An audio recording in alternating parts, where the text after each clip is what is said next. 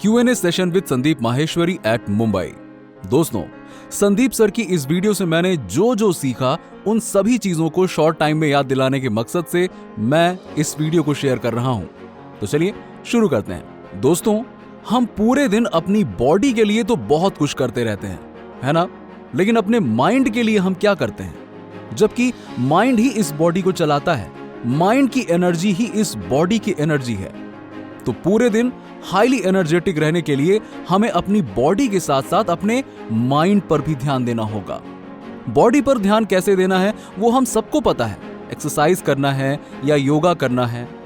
लेकिन माइंड को कैसे फिट रखना है, उसके लिए कुछ और चीजें हैं जो करनी बहुत जरूरी है। इनमें सबसे पहला है मेडिटेशन।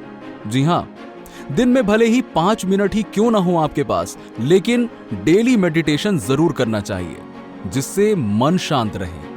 अब दूसरा है कुछ ना कुछ अच्छा पढ़ना।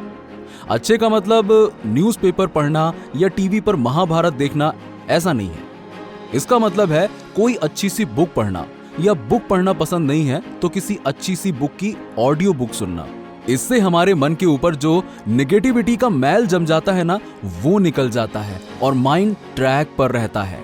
अगर रोज रात को सोने से पहले आप 30 मिनट भी कोई अच्छी सी बुक पढ़ोगे तो गारंटीड है आप 1 महीने के अंदर अपने थॉट प्रोसेस में एक बहुत ही बड़ा पॉजिटिव चेंज नोटिस कर पाओगे। अब तीसरी चीज है कुछ ना कुछ अच्छा बोलना। जी हाँ, आप चाहे जहां पर भी रहो हमेशा कुछ अच्छी बातें करो, फिर चाहे आप ऑफिस में हो या घर पर। अब आप कहेंगे इससे क्या होगा? इससे ये होगा, अगर आप दूसरों को कुछ अच्छा बोलोगे तो दूसरे का तो पता नहीं, लेकिन आप खुद उन चीजों को अंदर से और भी ज्यादा बिलीव करने लगोगे, जो अल्टीमेटली आपके बहुत काम आएगा। So smart idea number 1, take care of your mind also. Comfort zone से बाहर आने के लिए एग्जैक्टली 2 स्टेप्स हैं। उसमें से पहला है आपको यह डिस्कवर करना है कि आप अंदर से कौन हो, एक बिजनेसमैन या क्रिकेटर या एक सिंगर। हजारों में से सिर्फ एक को पता होता है कि वो अंदर से कौन है। नोटिस किया आपने? हजारों में से। तो अगर आपको पहले से ही ये पता है, फिर आपका पहला स्टेप हो गया। लेकिन अगर आपको नहीं पता है तो आपको एक के बाद एक हर चीज ट्राई करते जाना है, जब तक कि आप उसको डिस्कवर ना कर लें। कहीं पर जाकर अटकना नहीं है। सिर्फ बैठकर सोचने से कुछ नहीं होगा, आपको अलग अलग चीज ट्राई करनी ही पड़ेगी। तभी तो एक दिन आपके अंदर से आएगा कि हाँ भाई, मैं इसीलिए बना हूं, यही है मेरी जिंदगी का मकसद। ये डिस्कवर करने के बाद आपका दूसरा स्टेप आता है नॉलेज और एक्सपीरियंस गेन करना। जितना ही आप इन चीजों को गेन करते चले जाओगे ना, उतना ही आपका उन चीजों में बिलीव बढ़ता चला जाएगा।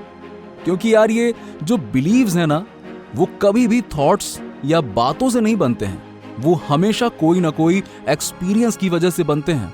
और जैसे जैसे आपका बिलीव स्ट्रांग होता जाएगा, आप अपने आप ही कंफर्ट जोन से बाहर आ जाओगे। क्योंकि बिलीव स्ट्रांग होने के साथ साथ आपका एंथुसियाज्म बढ़ेगा, एक्साइटमेंट बढ़ेगा, जो खुद आपको खींचकर कंफर्ट जोन से बाहर निकालेगा।